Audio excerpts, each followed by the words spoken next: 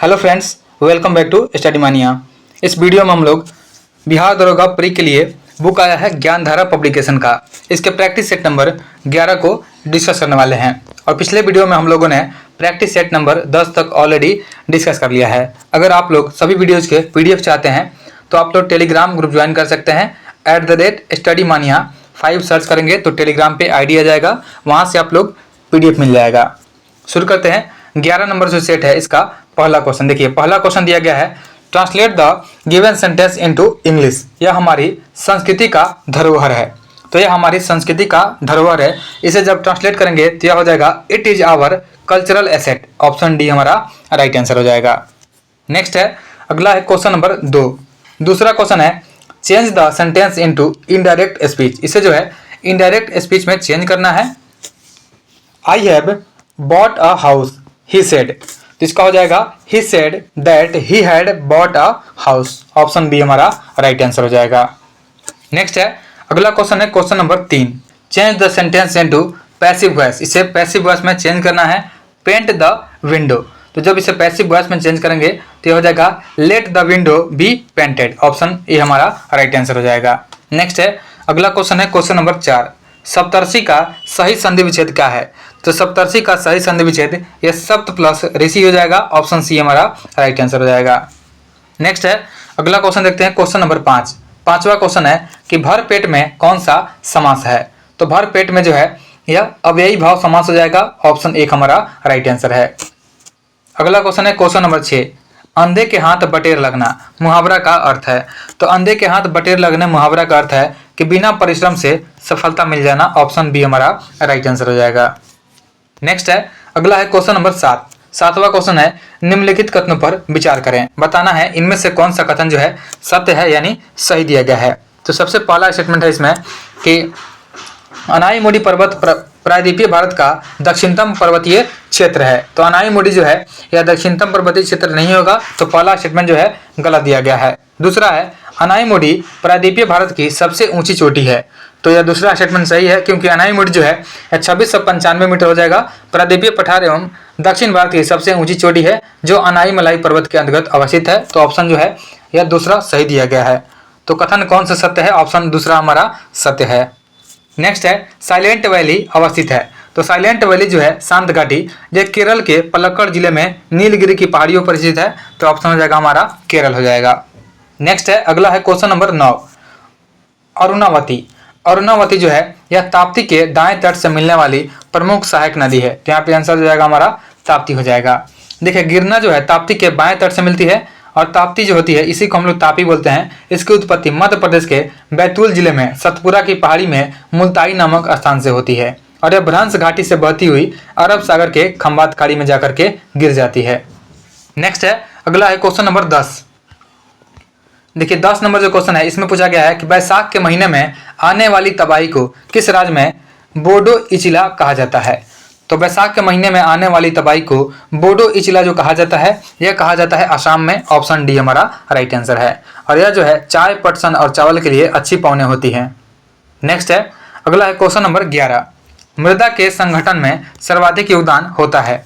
तो मृदा के संगठन में सबसे अधिक योगदान जो है यह खनिज पदार्थ का होता है। ऑप्शन बी हमारा राइट आंसर है।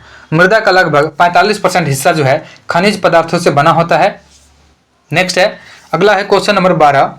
थोल वन्यजीव अभयारण्य कहाँ स्थित है? तो थोल वन्यजीव अभयारण्य जो है यह गुजरात में स्थित है जो कि एक रामसर साइट भी है।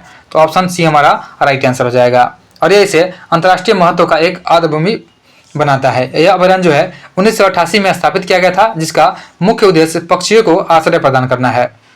नेक्स्ट है, अगला है क्वेश्चन नंबर 13।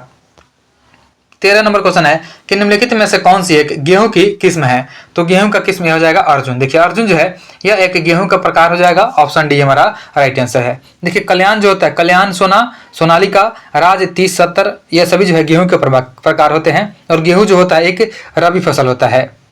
नेक्स्ट है, अगला है कि सारण सिंचाई नहर किस नदी से निकाली गई है? तो सारण सिंचाई नहर जो है गंडक नदी से निकाली गई है। ऑप्शन डी हमारा हो जाएगा गंडक। नेक्स्ट है, 2011 के जनगणना के अनुसार निम्नलिखित राज्यों में से किसकी जनसंख्या घनत्व सर्वाधिक है? तो जनसंख्या घनत्व सर्वाधिक पूछा गया है तो यहाँ पे जो हो जाएगा यह पश्चिम बंगाल का हो जाएगा, ऑप्शन डी हमारा राइट आंसर है। देखिए बिहार में जो है, बिहार में 1106 व्यक्ति प्रति वर्ग किलोमीटर में रहते हैं, जो कि सबसे अधिक है। उसके बाद पश्चिम बंगाल में 1028 होता है। उसके बाद केरला का जो होता है, केरला में 860 होता है। यहाँ पे सबसे अधिक पश्चिम बंगाल का है, बिहार तो ऑप्शन में नहीं है, ऑप्शन डी हमारा राइट आंसर है। नेक्स्ट है, अगला है क्वेश्चन नंबर 16, समताप रेखाओं को मानचित्र पर दिखाने वाले प्रथम व्यक्ति थे। तो समताप रेखाओं को मानचित्र पर दिखाने वाले पहले व्यक्ति हम्बोल्ट थे, ऑप्शन डी हमारा राइट आंसर हो जाएगा। नेक्स्ट है, अगला है क्वेश्चन नंबर 17, सौर मंडल के निम्नलिखित ग्रहों में से किसमें सक्रिय ज्वालामुखी नहीं पाई जाती है। तो सक्रिय ज्वालामुखी जो है यह मंगल ग्रह पे नहीं पाई जाती है, ऑप्शन बी हमारा राइट आंसर है। देखिए सौर मंडल में 5 ग्रहों पर ज्वालामुखी सक्रिय ज्वालामुखी पाई जाती है। उसमें पृथ्वी, शुक्र, बृहस्पति, शनि और अरुण शामिल है। और साथ ही याद रखेंगे कि सौर मंडल का सबसे बड़ा ज्वालामुखी पर्वत ओलंपस मॉन्स हो जाएगा, जो कि मंगल ग्रह पर ही मौजूद है। और यह एवरेस्ट जो पर्वत है, एवरेस्ट इससे 3 गुना ऊंचा है।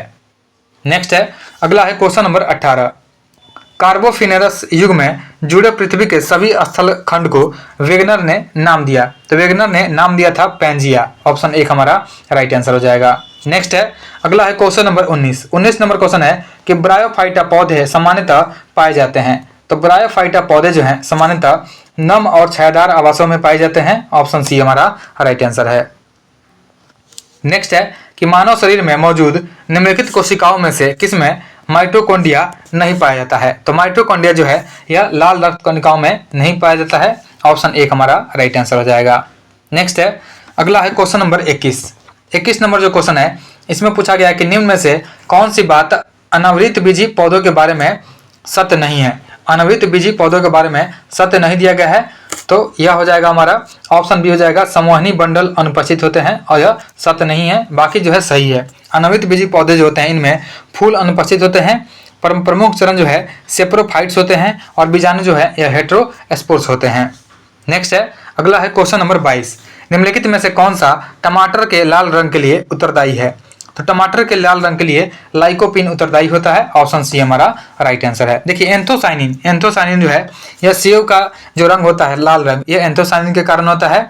उसके बाद होता है कुरकुमिन, तो कुरकुमिन जो है हल्दी के पीले रंग इसी के कारण होता है। कैप्सेसिन जो होता है मिर्च में जो चटपटाहट होती है, कैप्सेसिन के कारण होता है। कैरोटीन जो होता है गाजर में जो नारंगी रंग होता है, कैरोटीन के कारण होता है। और पपीते का जो पीला रंग होता है यह कैरिका जेंथिन के कारण होता है। नेक्स्ट है, अगला है क्वेश्चन नंबर 23 कि मनुष्य के शरीर में बटेवा निम्न में से किसका भाग है। तो मनुष्य के शरीर में बटेवा जो होता है रीढ़ की हड्डी का भाग होता है, ऑप्शन सी हमारा राइट आंसर है। अगला क्वेश्चन है कि निम्नलिखित में से कौन सी ग्रंथि सेक्स हार्मोन का स्राव करती है। तो सेक्स हार्मोन का स्राव करती है एड्रिनल ग्रंथि, ऑप्शन सी हमारा राइट आंसर हो जाएगा। और साथ ही याद रखेंगे कि जो एड्रिनल ग्रंथि होती है इसे लड़ो उड़ो हार्मोन भी बोलते हैं। अगला क्वेश्चन है क्वेश्चन नंबर 25, निम्नलिखित में से कौन सा रोग जीवाणुीय रोग नहीं है, यानी जीवाणुओं से होने वाला रोग नहीं है बोला गया है। डेंगू जो है यह जीवाणुीय रोग नहीं होता है, यह जो है एक वायरल रोग होता है जो डेंगू वायरस के कारण होता है और यह मच्छरों के द्वारा फैलता है। और डेंगू जो है एडिज मच्छर के काटने से होता है। नेक्स्ट है, अगला है क्वेश्चन नंबर 26 नंबर क्वेश्चन है कि सामान्य दोषपूर्ण आंखों में कॉर्निया से कितनी दूरी पर रेटिना होना चाहिए। तो सामान्य दोषमुक्त आंखों में कॉर्निया से 2 सेंटीमीटर की दूरी पर रेटिना होना चाहिए, ऑप्शन बी हो जाएगा 2 सेंटीमीटर। नेक्स्ट है, 1 किलोवाट घंटा का मान होता है। तो 1 किलोवाट घंटा का मान जो है 3.6 × 10⁶ जूल होता है, ऑप्शन 1 हमारा राइट आंसर है। नेक्स्ट है, अगला है क्वेश्चन नंबर 28 कि न्यूटन का शीतलन नियम निम्नलिखित में से किसकी विशेष स्थिति है। तो न्यूटन का शीतलन नियम जो है स्टीफन के नियम का विशेष स्थिति होता है, ऑप्शन ए हो जाएगा हमारा स्टीफन का नियम हो जाएगा। नेक्स्ट है, अगला है क्वेश्चन नंबर 29 नंबर क्वेश्चन है कि निम्नलिखित में से कौन सा सुमेलित नहीं है। यहाँ पे सुमेलित नहीं है गलत मिलान दिया गया है। सबसे पहले आविष्कारक का नाम है, फिर आविष्कार का नाम है। तो पहले आविष्कारक का नाम दिया गया जेम्स वाट। तो जेम्स वाट जो हो जाएगा इसने वाष्प इंजन का आविष्कार किया था, जो कि सही है। उसके बाद दूसरा है एजी बेल, इन्होंने टेलीफोन का आविष्कार किया था। जे.एल. बेयर्ड, इन्होंने टेलीविजन का आविष्कार किया था। उसके बाद दिया गया है जे परकिंस। तो जे परकिंस जो है इन्होंने पेनिसिलिन का आविष्कार किया था। देखिए ये जो गलत है, पेनिसिलिन का जो आविष्कार है यह किया गया था फ्लेमिंग के द्वारा। अलेक्जेंडर फ्लेमिंग ने पेनिसिलिन का आविष्कार किया था, तो यह गलत हो जाएगा। तो ऑप्शन डी हमारा आंसर हो जाएगा। नेक्स्ट है, अगला क्वेश्चन है, किसी व्यक्ति का संपूर्ण प्रतिबिंब देखने के लिए एक समतल दर्पण की न्यूनतम ऊंचाई कितनी होती है? तो किसी भी व्यक्ति का संपूर्ण प्रतिबिंब देखने के लिए एक समतल दर्पण की न्यूनतम ऊंचाई जो है यह मनुष्य के ऊंचाई की आधी होनी चाहिए, ऑप्शन बी हो जाएगा। व्यक्ति की ऊंचाई की आधी, ऑप्शन बी हमारा राइट आंसर है। नेक्स्ट है, अगला है क्वेश्चन नंबर 31। देखिए 31 नंबर क्वेश्चन है कि लोलक घड़ियां गर्मियों में सुस्त हो जाती है क्योंकि? तो लोलक घड़ियां जो है गर्मियों में सुस्त हो जाती है क्योंकि लोलक की लंबाई बढ़ जाती है, ऑप्शन सी हमारा राइट आंसर हो जाएगा। नेक्स्ट है, अगला क्वेश्चन देखते हैं, क्वेश्चन नंबर 32। 32 नंबर जो क्वेश्चन है इसमें पूछा गया है कि जल शोधन प्रक्रिया में फिटकरी मिलाने के बाद कौन से चरण होते हैं? तो जल शोधन प्रक्रिया जो होती है इसमें फिटकरी मिलाने के बाद स्कंदन, उच्छेदन और अवसादन के चरण होते हैं, ऑप्शन ए हो जाएगा स्कंदन, उच्छेदन और अवसादन। नेक्स्ट है, अगला है क्वेश्चन नंबर 33। 33 नंबर क्वेश्चन है, इसमें सूची 1 और 2 का मिलान करना है। सूची 1 में ईंधन का नाम है और सूची 2 में ऊर्जा प्रति ग्राम जूल पर ग्राम में दिया गया है। तो सबसे पहले इसमें दिया गया है एथेनॉल। एथेनॉल का जो ऊर्जा होता है यह होता है 30,000 जूल प्रति ग्राम होता है। तो 30,000 हो जाएगा, इसका मिलान हो जाएगा 2 हो जाएगा। उसके बाद है मीथेन। मीथेन का 55,600 होता है जूल पर ग्राम। ब्यूटेन का 49,100 जूल पर ग्राम होता है। उसके बाद हाइड्रोजन जो है 1.5 into 10 to the power 5 joule per gram होता है। तो इसका मिलान जो हो जाएगा यह 2, 3, 4, 1 हो जाएगा। ऑप्शन देखते हैं 2, 3, 4, 1, ऑप्शन सी में है, ऑप्शन सी हमारा राइट आंसर है। नेक्स्ट है, वेंचुरी मीटर का प्रयोग किसके मापन के लिए किया जाता है? तो वेंचुरी मीटर का प्रयोग जो है यह तरल के प्रवाह की दर को मापने के लिए करते हैं, ऑप्शन डी हमारा राइट आंसर है। देखिए वेंचुरीमीटर एक ऐसा उपकरण होता है जिसका उपयोग किसी पाइप या चैनल के माध्यम से बहने वाले तरल पदार्थ या गैस के प्रवाह के दर को मापने के लिए किया जाता है और यह बर्नौली के सिद्धांत पर आधारित होता है। नेक्स्ट है, क्यूरी बिंदु तापमान पर निम्नलिखित में से क्या होता है? तो क्यूरी बिंदु तापमान पर धातु का चुंबकीय गुण जो है समाप्त हो जाता है, ऑप्शन बी हो जाएगा, धातु के चुंबकीय गुण समाप्त हो जाता है। नेक्स्ट है, अगला देखते हैं क्वेश्चन नंबर 36। 36 नंबर क्वेश्चन है कि उर्वरकों के निर्माण में निम्नलिखित में से कौन सा तत्व प्रयोग में लाया जाता है? तो उर्वरकों के निर्माण में पोटेशियम का प्रयोग करते हैं, ऑप्शन बी हमारा राइट आंसर है। और उर्वरक जो है मुख्य रूप से 3 प्रकार के होते हैं जिन्हें नाइट्रोजन, फॉस्फेट और पोटास कहते हैं और इनमें से पोटास उर्वरक जो है मैग्नीशियम से प्राप्त होता है। नेक्स्ट है, निम्नलिखित में से सबसे प्रबल अम्ल कौन सा है? तो सबसे प्रबल अम्ल जो हो जाएगा, सबसे प्रबल अम्ल यह ट्राइक्लोरो एसिटिक एसिड हो जाएगा, ऑप्शन एक हमारा राइट आंसर हो जाएगा। नेक्स्ट है, अगला है क्वेश्चन नंबर 38। 38 नंबर क्वेश्चन है कि रात को पेड़ के नीचे सोने की सलाह नहीं दी जाती क्योंकि तब इससे जो है कार्बन डाइऑक्साइड का मोचन होता है, यानी यह जो है कार्बन डाइऑक्साइड छोड़ते हैं, ऑप्शन सी हमारा राइट आंसर हो जाएगा। नेक्स्ट है, अगला है क्वेश्चन नंबर 39। बिहार का प्रमुख संगीत जो भगवान शिव की स्तुति में गाया जाता है, तो यह नचारी गीत हो जाएगा। देखिए नचारी गीत जो होता है यह भगवान शिव की स्तुति में गाया जाता है और यह प्रख्यात कवि विद्यापति के गीतों का संकलन है। साथ ही याद रखेंगे एक होता है कजरी। तो कजरी जो होता है यह सावन के समय युवक युवतियों द्वारा गाया जाने वाला एक लोकगीत होता है जिसे हम लोग कजरी बोलते हैं। और चैता जो होता है यह चैत माह में गाया जाने वाला एक लोकगीत होता है। नेक्स्ट है, अगला क्वेश्चन देखते हैं क्वेश्चन नंबर 40। 40 नंबर जो क्वेश्चन है, 40 नंबर क्वेश्चन है कि निम्नलिखित में से बिहार के किस चित्रकला शैली में चित्रों का निर्माण कागज या हाथी दांत पर किया जाता है? तो कागज या हाथी दांत पर चित्रों का निर्माण जो होता है यह पटना कलम में होता है, ऑप्शन डी हमारा राइट आंसर हो जाएगा। नेक्स्ट है, अगला क्वेश्चन है क्वेश्चन नंबर 41। 41 नंबर जो क्वेश्चन है कि टोबिन टैक्स लगाया जाता है। टोबिन टैक्स जो है विदेशी विनिमय लेन देन पर लगाते हैं, ऑप्शन सी हो जाएगा, विदेशी विनिमय लेन देन पर। नेक्स्ट है, अगला है क्वेश्चन नंबर 42। तारापुर समिति निम्नलिखित में से किस एक से संबंधित है? तो तारापुर समिति का संबंध हो जाएगा पूर्ण पूंजी लेखा सम परिवर्तनीयता से हो जाएगा, ऑप्शन बी हो जाएगा, पूर्ण पूंजी लेखा सम परिवर्तनीयता। नेक्स्ट है कि भारत में सर्वप्रथम राष्ट्रीय आय का आकलन किसने किया था?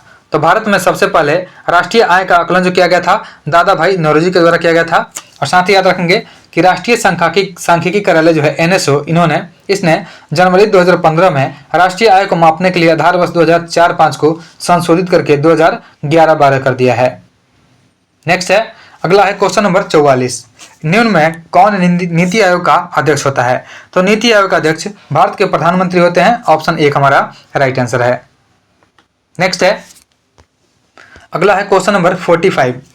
प्लांट इकोनॉमी ऑफ इंडिया नामक पुस्तक किसने लिखा है?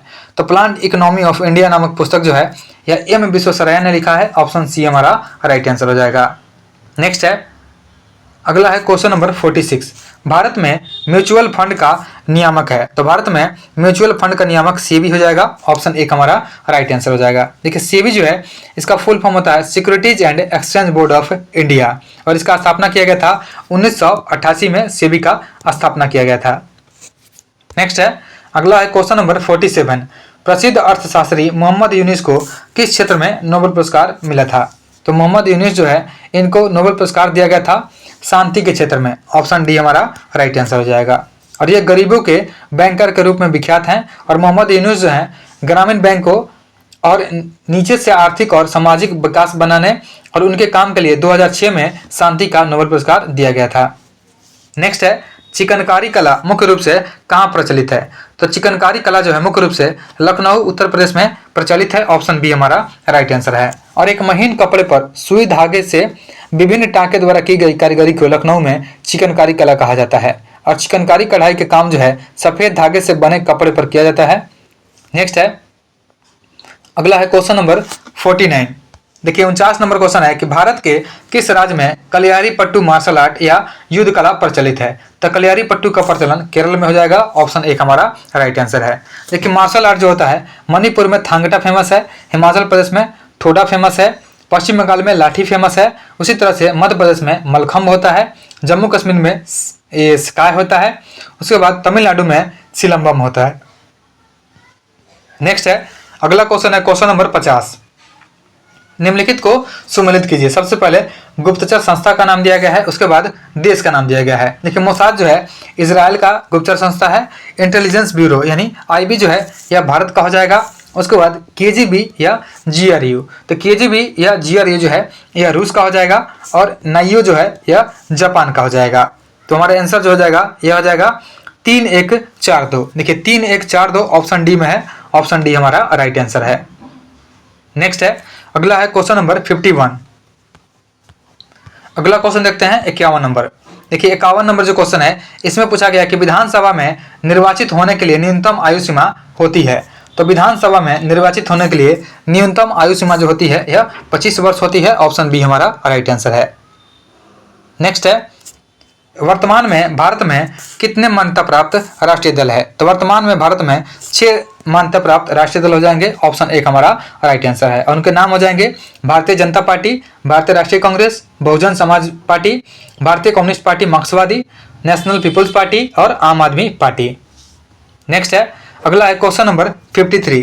53 नंबर क्वेश्चन है कि राष्ट्रपति पद के उम्मीदवार के लिए अधिकतम आयु कितनी होनी चाहिए? तो राष्ट्रपति पद के उम्मीदवार के लिए जो अधिकतम आयु होती है यह इसकी कोई आयु सीमा नहीं होती है। ऑप्शन डी हमारा राइट आंसर हो जाएगा। नेक्स्ट है, अगला है क्वेश्चन नंबर 54। सीबीआई का आदर्श वाक्य है। तो सीबीआई का आदर्श वाक्य क्या हो जाएगा? उद्यमिता, निष्पक्षता और सत्यनिष्ठा। ये तीनों जो है उपयुक्त में से सभी हो जाएगा। ये तीनों जो है सीबीआई का आदर्श वाक्य हो जाएगा। देखिए सीबीआई का स्थापना जो किया गया था 1963 में सीबीआई का स्थापना गृह मंत्रालय भारत सरकार के प्रस्ताव के द्वारा किया गया था, और दिल्ली विशेष पुलिस को भी सीबीआई में विलय कर दिया गया और इसे सीबीआई के भागों में से एक बना दिया गया था। नेक्स्ट है, अगला है क्वेश्चन नंबर 55। राज्यपाल किसके प्रसाद प्रयत्न अपने पद धारण करते हैं? तो राज्यपाल जो होते हैं राष्ट्रपति के प्रसाद प्रयत्न जो है अपने पद को धारण करते हैं। ऑप्शन सी हो जाएगा हमारा राष्ट्रपति। नेक्स्ट है, अगला क्वेश्चन है क्वेश्चन नंबर 56। भारतीय संविधान में कितने प्रकार के न्यायिक आदेश हैं? तो भारतीय संविधान में 5 प्रकार के न्यायिक आदेश हैं। ऑप्शन बी हमारा राइट आंसर हो जाएगा। और 5 प्रकार के जो न्यायिक आदेश होते हैं इसमें होते हैं बंदी प्रत्यक्षीकरण होते हैं, परमादेश, प्रतिषेध, उत्प्रेषण और अधिकार परीक्षा होता है। नेक्स्ट है, अगला क्वेश्चन है क्वेश्चन नंबर 57। भारत के मुख्य निर्वाचन आयुक्त को उनके पद से कौन हटा सकता है? तो भारत के मुख्य निर्वाचन आयुक्त को उनके पद से राष्ट्रपति हटा सकते हैं। ऑप्शन सी हमारा राइट आंसर है। नेक्स्ट है, एक कल्याणकारी राज्य के निर्देश वर्णित है। तो एक कल्याणकारी राज्य के निर्देश राज्य के नीति निर्देशक तत्वों में वर्णित है। ऑप्शन एक हमारा राइट आंसर है। देखिए नीति निर्देशक तत्व जो है इसके अंतर्गत अनुच्छेद 38 में वर्णित है कि राज्य लोक कल्याण की अभिवृद्धि के लिए सामाजिक व्यवस्था बनाएगा। नेक्स्ट है, अगला है पिछड़ा वर्ग आयोग का गठन कौन करता है? तो पिछड़ा वर्ग आयोग का गठन राष्ट्रपति के द्वारा किया जाता है। ऑप्शन बी हमारा राइट आंसर हो जाएगा। और पहली बार उच्चतम न्यायालय के निर्देश पर भारत सरकार के द्वारा 1993 में राष्ट्रीय पिछड़ा वर्ग आयोग अधिनियम के तहत राष्ट्रीय पिछड़ा वर्ग आयोग का गठन किया गया था। और इसमें 5 सदस्य होते हैं, जिसमें एक अध्यक्ष, उसके बाद उपाध्यक्ष और 3 जो होते हैं अन्य सदस्य होते हैं। नेक्स्ट है, अगला है क्वेश्चन नंबर 60 नंबर क्वेश्चन है कि अनुच्छेद 108 के अंतर्गत लोकसभा और राज्यसभा की संयुक्त बैठक आयोजित की जाती है। तो अनुच्छेद 108 जो है इसके अंतर्गत लोकसभा और राज्यसभा की संयुक्त बैठक राष्ट्रपति के द्वारा आयोजित होती है। ऑप्शन सी हमारा राइट आंसर है। नेक्स्ट है, अगला क्वेश्चन है कि भारतीय यूनानी कला का सम्मिश्रण किस शैली में दिखता है? तो भारतीय यूनानी कला का सम्मिश्रण जो है गांधार शैली में देखते हैं। ऑप्शन डी हमारा राइट आंसर है। देखिए, गांधार शैली जो है यह ग्रीको रोमन कला शैली से विशिष्ट रूप से जुड़ा हुआ है और कला की यह शैली महायान बौद्ध धर्म से निकटता से जुड़ी हुई है और इस कला का मुख्य विषय भगवान बुद्ध और बोधिसत्व थे। नेक्स्ट है, अगला है क्वेश्चन नंबर 62 नंबर क्वेश्चन है कि भारत में कुषाण शक्ति का वास्तविक संस्थापक किसे माना जाता है? तो भारत में कुषाण शक्ति का वास्तविक संस्थापक विम कड़फिसस को मानते हैं। ऑप्शन सी हमारा राइट आंसर है। नेक्स्ट है, अगला है क्वेश्चन नंबर 63 मथुरा कला में किस धर्म से संबंधित मूर्तियां मिली है? तो मथुरा कला में बौद्ध धर्म, जैन धर्म और ब्राह्मण धर्म से संबंधित मूर्तियां मिली है। ऑप्शन डी हमारा राइट हो जाएगा। इनमें से कोई नहीं, यहाँ पे सभी हो जाएगा, इनमें से सभी हो जाएगा। ऑप्शन डी हमारा राइट आंसर हो जाएगा। नेक्स्ट है, अगला क्वेश्चन देखते हैं क्वेश्चन नंबर 64। देखिए 64 नंबर क्वेश्चन है कि इल्तुतमिश के काल में निर्मित 40 अमीरों का दल किसके काल तक आते आते समाप्त हो गया था? तो यह जो समाप्त हुआ था गयासुद्दीन बलबन के काल में समाप्त हुआ था। ऑप्शन सी हमारा राइट आंसर हो जाएगा। इसी को 40वां दल बोला गया था। नेक्स्ट है, मीराबाई के भक्ति गीत को क्या कहा जाता है? तो मीराबाई के भक्ति गीत को पदावली बोलते हैं। ऑप्शन बी हमारा राइट आंसर है। मीराबाई जो है मेड़ता के राजा की पुत्री और मेवाड़ के राणा सांगा के बड़े पुत्र भोजराज की पत्नी थी। और मीराबाई ने कृष्ण की भक्ति में अनेक पद और गीतों का रचना राजस्थानी और ब्रज भाषा में किया और मीराबाई के भक्ति गीत को पदावली कहा गया है। नेक्स्ट है, अगला है क्वेश्चन नंबर 66 नंबर क्वेश्चन है कि अकबर कालीन चित्रकला पर किस चित्रकला का प्रभाव दिखाई देता है? तो अकबर कालीन चित्रकला जो है इस पर यूरोपीय चित्रकला का प्रभाव दिखाई देता है। ऑप्शन बी हमारा राइट आंसर है। नेक्स्ट है, किसके नेतृत्व में बिहार में 1929 में बिहार प्रांतीय किसान सभा का गठन हुआ था? तो यह हुआ था स्वामी सहजानंद सरस्वती के नेतृत्व में 1929 में बिहार प्रांतीय किसान सभा का गठन किया गया था। अगला क्वेश्चन है क्वेश्चन नंबर 68। देखिए 68 नंबर क्वेश्चन है किस कमेटी की सिफारिश पर भारत में क्रांतिकारी और राष्ट्रवादी भावनाओं को कुचलने के उद्देश्य से the anarchical and revolutionary crimes act जो है 1919 पारित किया गया था? तो यह किया गया था बटलर समिति के सिफारिश पर किया गया था। ऑप्शन बी हमारा यहाँ पे यह सेडिसन कमेटी के सिफारिश पर किया गया था। यह जो है सेडिसन कमेटी के सिफारिश पर किया गया था। ऑप्शन डी हमारा राइट आंसर हो जाएगा। नेक्स्ट है, अगला है क्वेश्चन नंबर 69। 24 मार्च 1946 को किसके नेतृत्व में कैबिनेट मिशन भारत आया था? तो कैबिनेट मिशन जो है यह पैथिक लॉरेंस के नेतृत्व में भारत आया था। ऑप्शन सी हमारा राइट आंसर हो जाएगा। नेक्स्ट है, अगला क्वेश्चन है क्वेश्चन नंबर 70 नंबर क्वेश्चन है कि किस अधिनियम के द्वारा संवैधानिक रूप से देशी रियासतों को ब्रिटिश इंडिया से जोड़ने की योजना बनाई गई थी? तो हो जाएगा भारत शासन अधिनियम 1935। ऑप्शन बी हमारा राइट आंसर है। और इसी अधिनियम के तहत जो है देशी रियासतों को मिलाकर के एक संघीय स्वरूप प्रदान किया गया था। नेक्स्ट है, अगला क्वेश्चन है कि इटली के एकीकरण की तलवार किसे कहा जाता है? तो इटली के एकीकरण की तलवार गैरीबाल्डी को बोलते हैं। ऑप्शन सी हो जाएगा हमारा गैरीबाल्डी। गैरीबाल्डी जो है पेशे से नाविक था और उसने लाल कुर्ती नामक सेना का गठन किया था। और साथ ही याद रखेंगे कि इटली के एकीकरण का जनक जोसेफ मेजिनी को माना जाता है। नेक्स्ट है, अगला क्वेश्चन है क्वेश्चन नंबर 72। देखिए 72 नंबर क्वेश्चन है ट्रफलगर का युद्ध कब हुआ था? तो ट्रफलगर का युद्ध जो है 21 अक्टूबर 1805 को इंग्लैंड और नेपोलियन के बीच में हुआ था। तो 21 अक्टूबर 1805 को हो जाएगा, यह इंग्लैंड और नेपोलियन के बीच में हुआ था। नेक्स्ट है, अगला है क्वेश्चन नंबर 73। हाल ही में जारी संयुक्त राष्ट्र की जनसांख्यिकी रिपोर्ट 2025 में भारत की जनसंख्या कितनी बताई गई है? तो संयुक्त राष्ट्र के द्वारा जारी किया गया है जनसांख्यिकी रिपोर्ट 2025। इसमें भारत की जनसंख्या 1.46 अरब बताई गई है। ऑप्शन सी हो जाएगा 1.46 अरब हो जाएगा। नेक्स्ट है, अगला है क्वेश्चन नंबर 74। स्वामी विवेकानंद युवा शक्ति मिशन किस राज्य सरकार द्वारा शुरू किया गया है? तो स्वामी विवेकानंद युवा शक्ति मिशन जो है यह मध्य प्रदेश सरकार के द्वारा शुरू किया गया है। ऑप्शन बी हमारा राइट आंसर है। नेक्स्ट है एआई किरण पहल का संबंध है।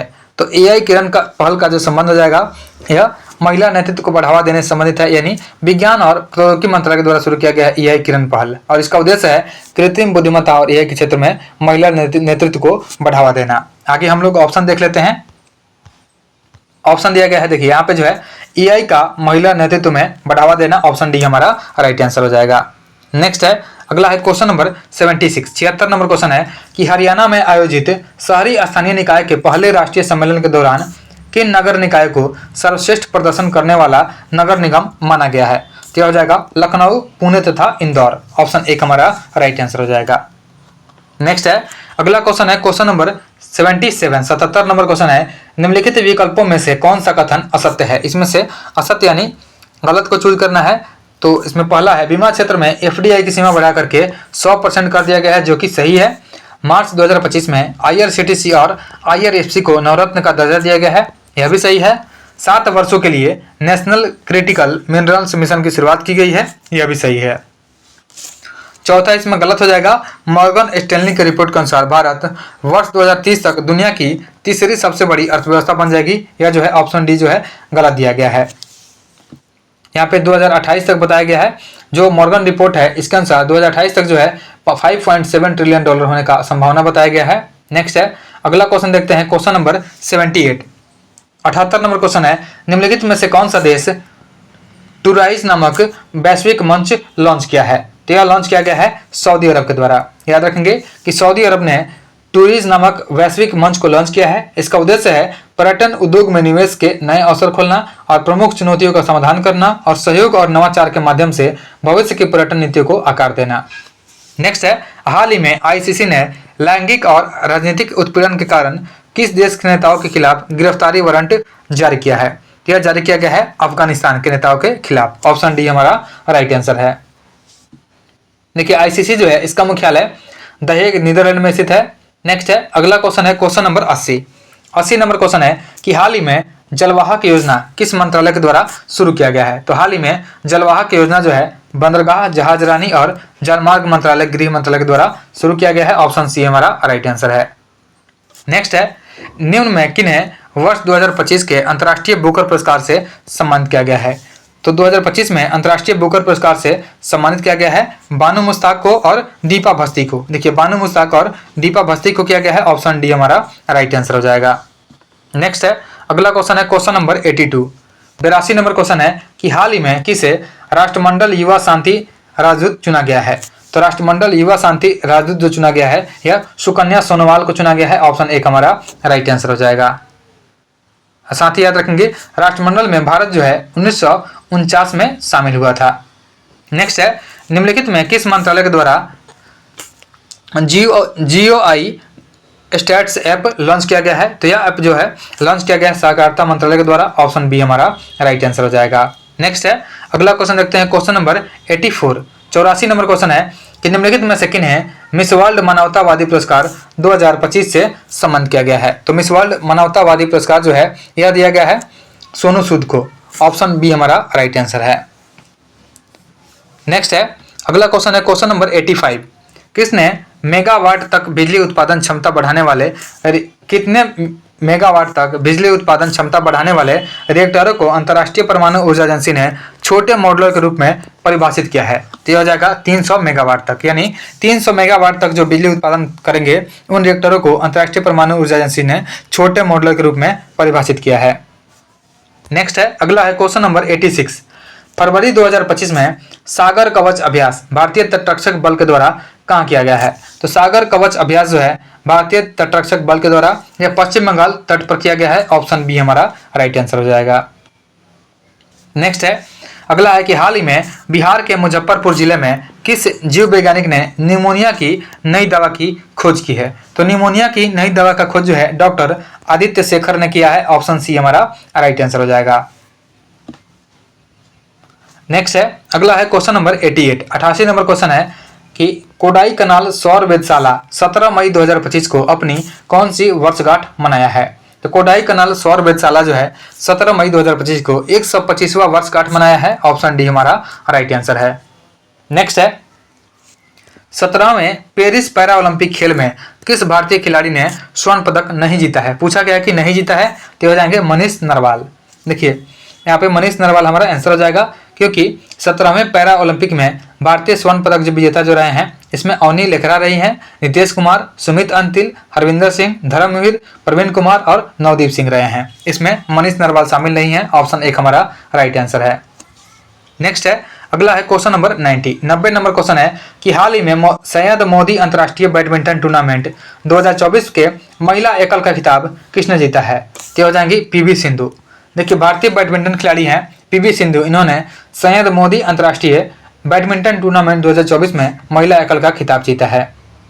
नेक्स्ट है अगला है भारत वन स्थिति रिपोर्ट 2023 के अनुसार देश में क्षेत्रफल की दृष्टि से दूसरा सर्वाधिक वनावरण वाला राज्य कौन सा है। तो भारत वन स्थिति रिपोर्ट जो है 2023 इसके अनुसार क्षेत्रफल की दृष्टि से दूसरा सर्वाधिक वनावरण वाला राज्य अरुणाचल प्रदेश हो जाएगा। पहला जो हो जाएगा एक नंबर पे मध्य प्रदेश होता है और दूसरे नंबर पे अरुणाचल प्रदेश होता है। तो ऑप्शन बी हो जाएगा हमारा अरुणाचल प्रदेश। वहीं तीसरे नंबर पे छत्तीसगढ़ हो जाएगा और चौथे पे उड़ीसा हो जाएगा और पांचवें पे महाराष्ट्र होता है। नेक्स्ट है अगला है क्वेश्चन नंबर 92। हाल ही में प्रसिद्ध लोक गायिका शारदा सिन्हा का निधन हुआ है। तो शारदा सिन्हा का निधन 5 नवंबर 2024 को हुआ था। ऑप्शन एक हमारा राइट आंसर है। और साथ ही याद रखेंगे कि इनको जो है पद्म पुरस्कार दिया गया पद्मश्री 1991 में, संगीत नाटक एकेडमी 2000 में, पद्म भूषण 2018 में और पद्म विभूषण जो है 2025 में दिया गया है। नेक्स्ट है अगला है क्वेश्चन नंबर 93। मार्च 2025 में प्रथम सौर वेदनाम उत्सव का आयोजन निम्नलिखित में से कहाँ किया गया है। तो मार्च 2025 में सौर वेदनाम उत्सव का आयोजन जो है पूर्वी चंपारण यानी मोतिहारी में किया गया है। ऑप्शन बी हमारा राइट आंसर है। नेक्स्ट है अगला है क्वेश्चन नंबर 94। देखिए 94 नंबर जो क्वेश्चन है इसमें मैथ्स दिया गया है, इसको आप लोग सोल्व कर लेंगे। 94 का जो आंसर है ऑप्शन सी हो जाएगा 120/7 दिन। उसके बाद क्वेश्चन नंबर 95 देखते हैं। अगला क्वेश्चन है क्वेश्चन नंबर 95 का जो आंसर हो जाएगा ऑप्शन ए हो जाएगा 900। 96 का आंसर ऑप्शन डी हो जाएगा 81। उसके बाद क्वेश्चन नंबर 97 देखते हैं। देखिए 97 नंबर जो क्वेश्चन है 97 का जो आंसर हो जाएगा यह हो जाएगा ऑप्शन ए हो जाएगा 360 सेंटीमीटर स्क्वायर। 98 नंबर जो क्वेश्चन है इसका आंसर बी हो जाएगा 10 हो जाएगा। 99 का जो आंसर है 99 का आंसर यह हो जाएगा 3/13 यानी ऑप्शन सी हो जाएगा। और 100 नंबर जो है लास्ट क्वेश्चन इसका ऑप्शन ए हो जाएगा 6 किलोमीटर प्रति आवर आंसर हो जाएगा।